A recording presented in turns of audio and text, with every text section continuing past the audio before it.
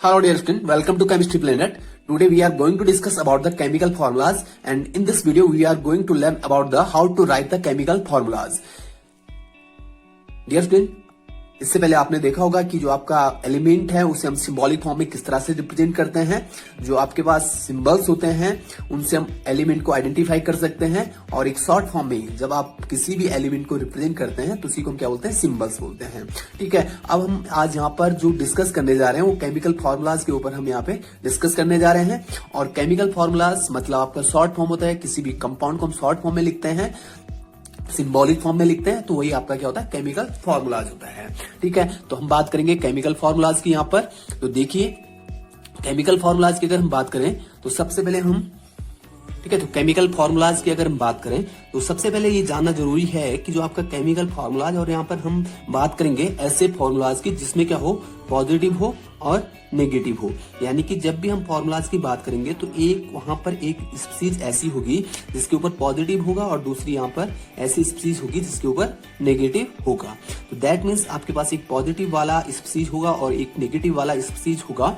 अब थोड़ा सा अगर हम बेसिक की बात करें, कि इससे रिलेटेड बेसिक कॉन्सेप्ट की बात करें, तो हमारे पास क्या होता है, जो एटम हमारे पास होता है, एटम आपको पता है this is the building block of the matter या सब्सटेंसेस। तो जो आपका एटम होता है, जो एटम आपके पास होता है उसमें क्या होता है, इलेक्ट्रॉन्स होते हैं, प्रोटॉन होते हैं और न्यूट्रॉन्स होते हैं।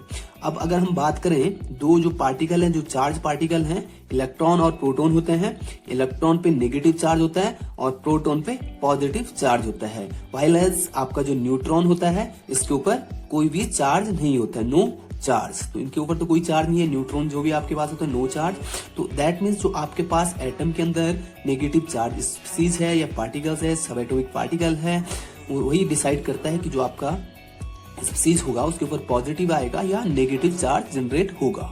ठीक है, तो एटम में इलेक्ट्रॉन भी है, प्रोटॉन भी है और न्यूट्रॉन्स भी है। तो अगर हम बात करें, जो आपका एटम होता है ये आपका पूरी तरह से क्या होता है, इलेक्ट्रिकली न्यूट्रल होता है। ये आपका इलेक्ट्रिकली न्यूट्रल होता है। ठीक है, इलेक्ट्रिकली न्यूट्रल होता है।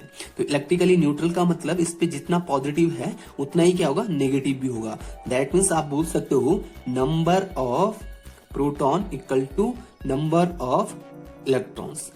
जितना पॉजिटिव है number of proton equal to number of electrons. That mean जितना पॉजिटिव होगा उतना ही क्या होगा, नेगेटिव भी होगा। जितना पॉजिटिव उतना ही नेगेटिव भी होगा। तो इस तरह से हम कहते हैं कि जो एटम होता है that is a electrically neutral, उस पर कोई भी चार्ज नहीं होता है। बेसिकली ये देखा गया कि जो आपका एटम होता है that is a electrically neutral. अब हम बात करते हैं, एटम तो इलेक्ट्रिकली न्यूट्रल है, लेकिन अगर हम फॉर्मूलाज की बात करते हैं तो कुछ एटम्स आपके पास ऐसे होते हैं जिनमें कुछ इलेक्ट्रॉन्स की कमी होती है। ये आप अगले चैप्टर में देखोगे, एटॉमिक स्ट्रक्चर वाले में चैप्टर में देखोगे कि एटॉमिक स्ट्रक्चर में अगर हम देखें तो वहां पर कुछ एलिमेंट ऐसे होते हैं जिनके आउटर मोस्ट में, जैसे हाइड्रोजन और हीलियम की हम बात करें, हाइड्रोजन में 1 इलेक्ट्रॉन, हीलियम में 2 इलेक्ट्रॉन। इसमें के सेल होता है, इसमें भी के सेल होता है। अब के सेल में मैक्सिमम कितने इलेक्ट्रॉन हो सकते हैं, 2 इलेक्ट्रॉन हो सकते हैं। दैट मीन्स इसको 1 इलेक्ट्रॉन की रिक्वायरमेंट है, जबकि के सेल में 2 इलेक्ट्रॉन होते हैं। इसका ऑलरेडी फिलअप है तो इसमें 2 इलेक्ट्रॉन रहेंगे, इसको कोई भी जरूरत नहीं है। तो दैट मीन्स इसे 1 इलेक्ट्रॉन की जरूरत है। तो इससे हम कह सकते हैं कि इसका जो वैलेंसी है या जो कंबाइनिंग कैपेसिटी है, कितने इलेक्ट्रॉन एक्सेप्ट कर सकता है, 1 इलेक्ट्रॉन एक्सेप्ट कर सकता है। ठीक है, तो एटॉमिक स्ट्रक्चर के बेसिस पे आप किसी भी एलिमेंट के बारे में बता सकते हो कि वह एलिमेंट कितने इलेक्ट्रॉन एक्सेप्ट करेगा, या ये भी हो सकता है वो इलेक्ट्रॉन डोनेट कर दे या इलेक्ट्रॉन लॉस कर दे। तो इस बेसिस पे अगर हम देखें तो कुछ एलिमेंट इलेक्ट्रॉन एक्सेप्ट करते हैं और कुछ इलेक्ट्रॉन लॉस करते हैं। इस पे हम ज्यादा डिस्कस नहीं करेंगे अभी, केवल हमें यहाँ पे ये जानना है कि पॉजिटिव और नेगेटिव आपका जो स्पीसीज है उनको अगर हम कंबाइन कर रहे हैं तो किस तरह का आपका फॉर्मूला बनेगा। ठीक है, और इसके बारे में हम अगले वीडियो में डिस्कस करेंगे कि आपका जो एलिमेंट है वो कितने इलेक्ट्रॉन एक्सेप्ट कर सकता है या कितने इलेक्ट्रॉन लॉस कर सकता है। कोई अदर स्पीसीज भी हो सकता है, ग्रुप ऑफ एटम भी हो सकता है। अगर वो इलेक्ट्रॉन एक्सेप्ट करता है तो क्या होगा, या फिर जो आपका एटम है इलेक्ट्रॉन लॉस करता है, इलेक्ट्रॉन लॉस करता है तो क्या होगा। अगर कोई एटम इलेक्ट्रॉन एक्सेप्ट करता है, क्योंकि एटम में क्या होता है, number of proton equal to number of electrons होता है। अगर वो इलेक्ट्रॉन एक्सेप्ट करेगा तो दैट मीन्स यहाँ पर नंबर ऑफ प्रोटॉन पे तो कोई फर्क नहीं पड़ेगा, नंबर ऑफ प्रोटॉन उतने ही रहेंगे। लेकिन इलेक्ट्रॉन एक्सेप्ट किया तो that means number of electrons क्या हो जाएंगे, ज्यादा हो जाएंगे। So that you can write number of proton is less than number of electrons. Clear. तो ये आपका हुआ, क्योंकि इलेक्ट्रॉन एक्सेप्ट कर रहा है। स्टार्टिंग में क्या था आपके पास, जितने इलेक्ट्रॉन थे उतने ही प्रोटॉन थे, लेकिन इस एटम ने क्या कर दिया, इसकी टेंडेंसी, ऐसा कोई हमारे पास एटम है जिसकी टेंडेंसी क्या है, इलेक्ट्रॉन एक्सेप्टिंग की टेंडेंसी है। तो क्या होगा, नंबर ऑफ प्रोटॉन तो न्यूक्लियस में रहते हैं तो उतने ही रहेंगे। अब वहां पर एक्स्ट्रा इलेक्ट्रॉन जुड़ गया तो मतलब नंबर ऑफ इलेक्ट्रॉन क्या हो गए, ज्यादा हो गए। तो so that you can write number of proton is less than number of electrons. अगला अगर हम देखें, अगर कोई इलेक्ट्रॉन्स लॉस करता है, कोई एटम ऐसा है जिसकी टेंडेंसी क्या है, इलेक्ट्रॉन लॉसिंग की टेंडेंसी है, लॉस करना उसके लिए आसान है, तो वहां पर क्या होगा, नंबर ऑफ प्रोटॉन, क्योंकि जो आपके पास प्रोटॉन है न्यूक्लियस में रहते हैं, इन पे कोई फर्क नहीं पड़ेगा। अब क्योंकि इसने इलेक्ट्रॉन लॉस कर दिया, यानी कि इलेक्ट्रॉन कम हो गए, और अगर इलेक्ट्रॉन कम हो गए दैट मीन्स सिंपल सी बात है कि नंबर ऑफ प्रोटॉन क्या हो गए, ज्यादा हो गए। तो number of proton is greater than number of electrons. तो इस कंडीशन में अब ऐसे एटम जो इलेक्ट्रॉन एक्सेप्ट करते हैं वो क्या होते हैं, मेटल्स होते हैं, मेटल्स। और जो इलेक्ट्रॉन एक्सेप्ट करते हैं वो आपके पास क्या होते हैं, नॉन मेटल्स होते हैं, नॉन मेटल्स होंगे। और जो इलेक्ट्रॉन लॉस करते हैं वो क्या होते हैं आपके पास, मेटल्स होते हैं। ठीक है। तो दैट मीन्स आपके पास ऐसे एटम जो इलेक्ट्रॉन एक्सेप्ट करते हैं उन्हें हम क्या बोलते हैं, नॉन मेटल्स हम बोलते हैं। यहाँ पे उनमें क्या होगा, जब वो इलेक्ट्रॉन एक्सेप्ट करेंगे number of protons greater than number of electrons होगा। और इस तरह से जो आपका स्पीसीज बनेगा, इलेक्ट्रॉन गेन करने के बाद जो स्पीसीज आपका बनेगा उसे हम क्या बोलते हैं, एनायन। उसे हम बोलेंगे एनायन। एनायन का मतलब नेगेटिव चार्ज वाला। अब नेगेटिव चार्ज ही वाला क्यों हुआ, क्योंकि प्रोटॉन मतलब पॉजिटिव, इलेक्ट्रॉन मतलब नेगेटिव। अब नेगेटिव ज्यादा हो रहा है तो इसका मतलब इस तरह का जो स्पीसीज बन रहा होगा उस पर क्या चार्ज आ रहा होगा, नेगेटिव चार्ज। मेटल जितने भी होते हैं इलेक्ट्रॉन लॉस करते हैं, और इस तरह से इलेक्ट्रॉन लॉस करेंगे तो वहां पे क्या हो जाएगा, प्रोटॉन ज्यादा हो जाएगा, यानी कि पॉजिटिव चार्ज ज्यादा हो जाएगा और नेगेटिव चार्ज कम हो जाएगा। और अगर पॉजिटिव चार्ज ज्यादा है तो जो इलेक्ट्रॉन लॉस करने के बाद जो स्पीसीज बनेगी उसे हम क्या बोलेंगे, कैटायन। उसे हम क्या बोलेंगे, जो इलेक्ट्रॉन लॉस करने के बाद स्पीसीज बनेगी उसे हम क्या बोलेंगे, कैटायन। कैटायन का मतलब पॉजिटिवली चार्ज स्पीसीज। ठीक है। जो कब बनेगा, इलेक्ट्रॉन लॉस करने के बाद बनेगा। और जब इलेक्ट्रॉन लॉस हो जाएंगे तो वहां पर जो कंडीशन बनती है, number of proton is greater than number of electrons. ठीक है। ठीक है। तो आपने देखा कि जो आपका एटम है इलेक्ट्रॉन लॉस कर रहा है या फिर इलेक्ट्रॉन गेन कर रहा है। इलेक्ट्रॉन लॉस कौन सी कंडीशन में होगा, इलेक्ट्रॉन लॉस होगा किस कंडीशन में, मेटल की कंडीशन में। ठीक है। जितने भी मेटल्स होते हैं वो क्या करते हैं, इलेक्ट्रॉन लॉस करते हैं। और जितने भी नॉन मेटल्स हैं, नॉन मेटल जितने भी होंगे वो क्या करते हैं, इलेक्ट्रॉन गेन करते हैं। ठीक है। इलेक्ट्रॉन गेन कौन करेगा, नॉन मेटल। इलेक्ट्रॉन लॉस कौन करेगा, मेटल करेगा। अब इलेक्ट्रॉन लॉस करने से जो आपका स्पीसीज बनता है उससे हम क्या बोलते हैं, कैटायन बोलते हैं, कैटायन। और जो इलेक्ट्रॉन गेन करके जो स्पीसीज बनता है उसे हम क्या बोलते हैं, एनायन। ठीक है। बहुत ही आसान तरीके से आप याद कर सकते हो, कैटायन। कैटायन CAT, यहाँ पे मैं प्लस बना लेता हूँ ताकि आपको याद रहे। और ये आपका हो गया कैटायन। ठीक है, कैटायन। ठीक है। CAT, ये T किसका काम कर रहा है याद रखने के लिए, T मतलब प्लस, प्लस मतलब कैटायन। एनायन की अगर मैं बात करूं तो A बनाइए, ये ऐसा कर दीजिए। ठीक है, A। ठीक है। ये वैसे तो आपको समझ गए होंगे, लेकिन याद करने का जो तरीका है आसानी से आप कैसे कर सकते हो, इस तरह से कर सकते हो। Cation positive, anion negative. ठीक है। कैटायन में क्या ज्यादा होगा, प्रोटॉन ज्यादा होगा। एनायन में क्या ज्यादा होगा, इलेक्ट्रॉन ज्यादा होगा। अब हम कुछ एग्जाम्पल लेते हैं, आप समझ जाओगे जहां पर भी पॉजिटिव या नेगेटिव होगा आप आसानी से समझ सकते हो कि ये कैटायन है या एनायन है। या फिर आप कह सकते हो कि किसमें कितने इलेक्ट्रॉन ज्यादा हैं, किसमें कितने प्रोटॉन ज्यादा हैं। अगर उसके ऊपर पॉजिटिव होता है, किसी के भी ऊपर अगर पॉजिटिव है, जैसे ये H पॉजिटिव है, ठीक है, ये कैटायन हुआ। इसका मतलब हुआ कि जो हाइड्रोजन था उसने एक इलेक्ट्रॉन लॉस किया। सिमिलर वे लिथियम के ऊपर हमने +1 किया, +2 भी हो सकता है। अब इनका जो नेम है वो तो इसी तरह से आता है, hydrogen ion, lithium ion, sodium ion, magnesium ion, aluminium ion या जिंक आयन। ठीक है। तो इस तरह से इनके पास क्या होता है, आयन का नेम होता है। सीधा आप हाइड्रोजन बोल सकते हो या हाइड्रोजन आयन बोल सकते हो। यहाँ पे lithium ion, sodium ion, magnesium ion, aluminium ion, zinc ion, copper +2, copper +1, copper +2। अब यहाँ पर थोड़ा नेमिंग में डिफरेंस आता है। यहाँ पर तो आप सीधा बोल रहे थे जिंक आयन, एल्यूमिनियम आयन। अब दो हैं, अगर आप कॉपर आयन बोलोगे, कॉपर आयन बोलोगे, थोड़ा कंफ्यूजन होगा। तो क्लैरिटी के लिए हम क्या करते हैं कि कॉपर को दूसरा नाम दे देंगे और कॉपर +2 को कॉपर +1 के लिए हम लिख सकते हैं कॉपर +1, कॉपर फर्स्ट, और कॉपर जिसके ऊपर 2 चार्ज है उसके लिए आप लिख सकते हो कॉपर सेकंड लिख सकते हो, ठीक है।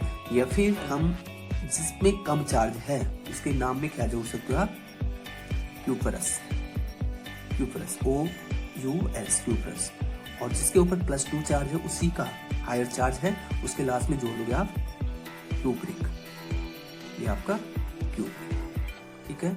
ये आपका क्यूपरस और ये वाला क्यूप्रिक हुआ। सिमिलर वे आपका जो आयरन है इसमें +2 चार्ज भी हो सकता है, और जो आयरन है इसमें +2 चार्ज भी हो सकता है और +3 चार्ज भी हो सकता है। जब +2 चार्ज होगा तो इसे हम बोलेंगे आयरन सेकंड, ब्रैकेट में लिख दोगे आयरन सेकंड। अगर आपके पास 3rd चार्ज है यहाँ पे तो आप इसे लिख सकते हो आयरन थर्ड, क्लियर। अब आयरन सेकंड का जो दूसरा नेम आपके पास है इसे हम लिख सकते हैं फेरस, और इसे हम लिखेंगे फेरिक। मतलब ये हुआ कि जिसके पास अगर आपके पास 2 चीज हैं तो लोअर वाले के लास्ट में क्या आएगा, OUS आएगा, और हायर वाले के लास्ट में क्या आएगा, IC आएगा। लोअर वाले के लास्ट में लोअर ऑक्सीडेशन या लोअर वैलेंसी वाले के लास्ट में क्या आएगा, OUS, और हायर ऑक्सीडेशन वाले के लास्ट में क्या आएगा, IC। इसी तरह से आप देख सकते हैं एक और एग्जाम्पल, जैसे SN+2 और SN+4 है, ठीक है। अब SN+2 में भी हो सकता है और 4 में भी हो सकता है। जो आपका टिन होता है ये 2 तरह की ऑक्सीडेशन या 2 तरह की वैलेंसी दिखाता है, +2 और +4। तो इसे आप बोल सकते हो टिन का सिंबल है टिन सेकंड, और ये वाला आपका हो गया टिन 4। अगर हम लैटिन नेम से देखें तो इसे हम बोलते हैं स्टेनस, और ये आपका हो जाएगा स्टेनिक, ठीक है। ये आपका स्टेनस कम वैलेंसी वाला है, 2 वैलेंसी वाला, और हायर वैलेंसी वाले के लास्ट में IC ऐड कर दोगे। तो इस तरह से आपके पास कुछ कैटायन है। आपने देखा कुछ कैटायन ऐसे भी हैं जिनमें वैलेंसी या जो चार्ज है अलग अलग हो सकता है, वेरिएबल हो सकता है। मतलब यहाँ पर +1 है तो यहाँ पे 2 है, यहाँ पे 2 है, यहाँ पे 3 है, यहाँ पे 2 है, यहाँ पे 4 है। तो अलग अलग वैलेंसी, ऐसे एलिमेंट जो क्या कर रहे हैं, अलग अलग वैलेंसी शो करते हैं। इस तरह की जो वैलेंसी शो करते हैं उसी को हम क्या बोलते हैं, वेरिएबल वैलेंसी। यानी कि कोई ऐसा एलिमेंट जो एक से ज्यादा वैलेंसी शो करता है उसे हम क्या बोलते हैं, वेरिएबल वैलेंसी। अगर वैलेंसी की बात करें तो वैलेंसी का मतलब क्या होता है, वैलेंसी का सिंपल मीनिंग होता है कंबाइनिंग कैपेसिटी। वैलेंसी का मीनिंग होता है कंबाइनिंग कैपेसिटी। कंबाइनिंग कैपेसिटी मतलब कितने इलेक्ट्रॉन वो एक्सेप्ट कर सकता है या डोनेट कर सकता है, वही उसकी क्या होगी, कंबाइनिंग कैपेसिटी होगी, या उसी को हम क्या बोलेंगे, वैलेंसी बोलेंगे, वैलेंसी।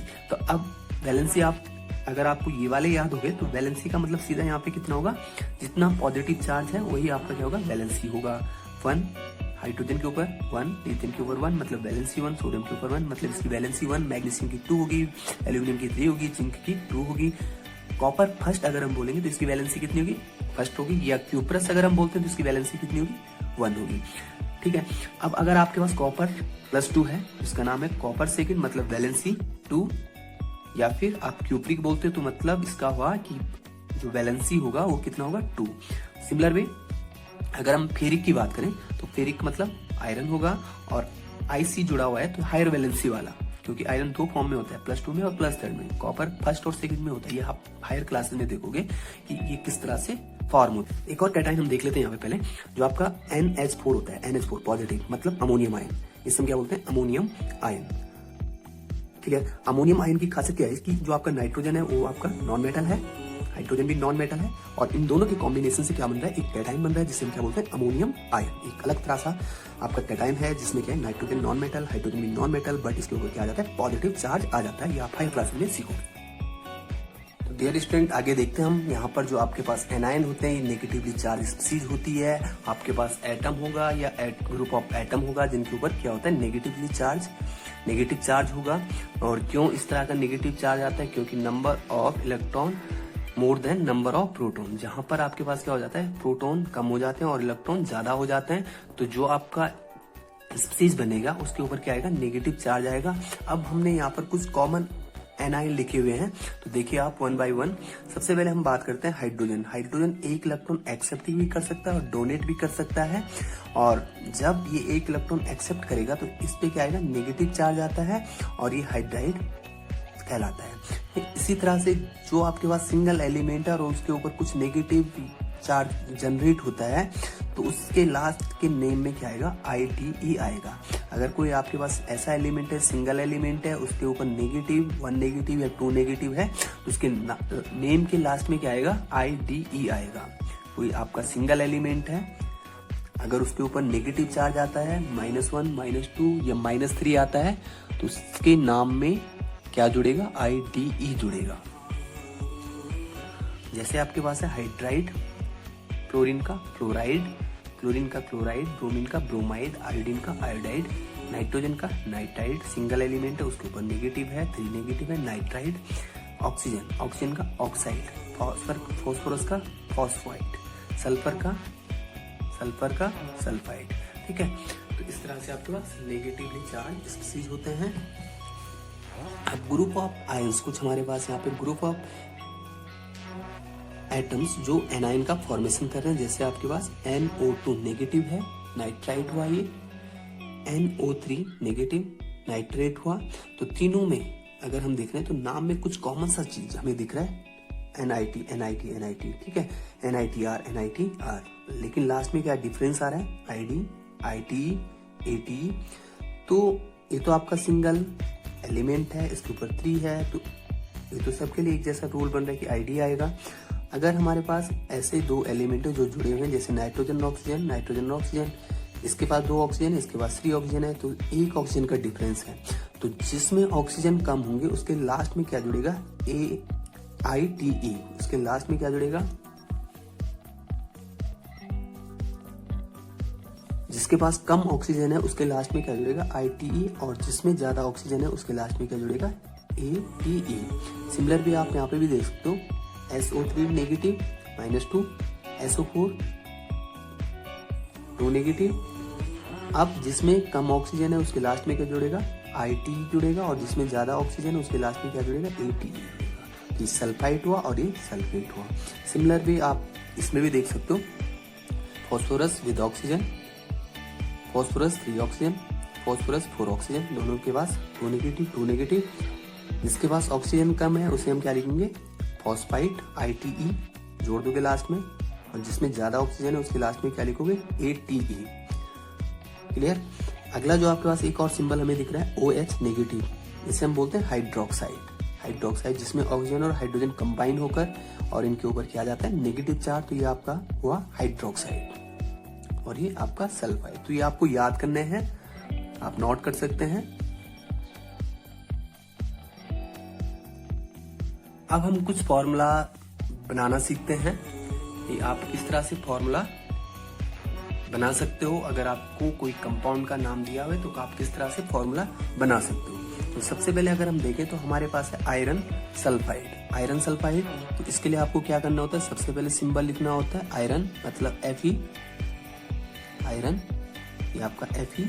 सल्फाइड का मतलब S, और इसके ऊपर क्या होता था, -2। सल्फाइड अभी आप देखोगे, सल्फाइड का मतलब होता है S -2, तो ये आपको याद रखना है, सल्फाइड मतलब S-2 सल्फाइड। ठीक, तो देखिए आयरन सल्फाइड। अब आयरन सल्फाइड, आयरन भी 2 तरह के हो सकते हैं, सेकंड हो सकता है, थर्ड हो सकता है। तो यहाँ पर सपोज आपको दिया हुआ है आयरन सेकंड सल्फाइड। तो आयरन सेकंड का मतलब है कि जो आपका आयरन है इसकी वैलेंसी कितनी है, 2। जितना चार्ज होता है वही उसकी एक तरह से वैलेंसी होती है। तो ये 2 सल्फाइड के ऊपर कितना चार्ज देखा था आपने, 2। अब ये वाले जो नंबर हैं, ये इसका वैलेंसी हुआ आयरन का, आयरन सेकंड सल्फाइड का वैलेंसी कितना हुआ, 2 हुआ। अब अगर ये सिंप्लीफाई हो सकते हैं, जैसे ये कैंसिल हो सकता है, 2 1 जा 2, 1 के रेशियो में आ रहे हैं। ये वाला नंबर इसके बॉटम पे लिखोगे और ये वाला नंबर इसके बॉटम पे लिखोगे, तो आपका जो फॉर्मूला बनेगा Fe11।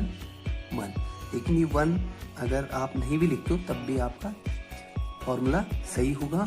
मतलब ये अंडरस्टूड होता है कि जब आप इसे 1, क्योंकि 1 यहाँ पे भी है 1 यहाँ पे भी है, तो FeS मतलब एक आयरन हुआ और एक सल्फर। जो मैंने लिस्ट बनाई थी उसे आप नोट कर सकते हो और देख सकते हो। फिर इसका मतलब क्या होता है, Fe और Fe के ऊपर +2 चार्ज। क्लोराइड का मतलब क्या होता है, Cl और Cl के ऊपर 1 चार्ज। अब हम देखते हैं कि यहाँ पे 2 यहाँ पे 1, तो ऑलरेडी सिंप्लीफाइड फॉर्म में है, लोएस्ट रेशियो में है, तो ये वाला 1 इधर जाएगा और ये वाला 2 इधर जाएगा।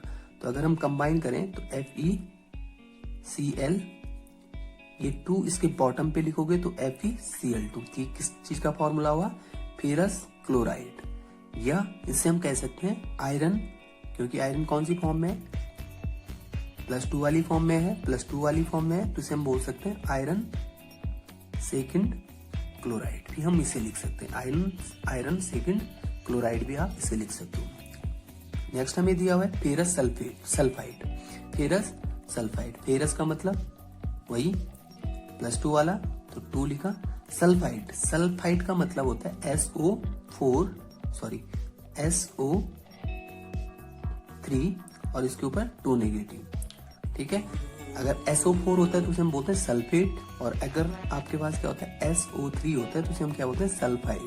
अब देखिए ये आप सिंप्लीफाई कर सकते हो, 1-1 के रेशियो में आएंगे, ये इसके बॉटम पे जाएगा, ये इसके बॉटम पे जाएगा, तो आपका जो फॉर्मूला बनेगा FeSO3।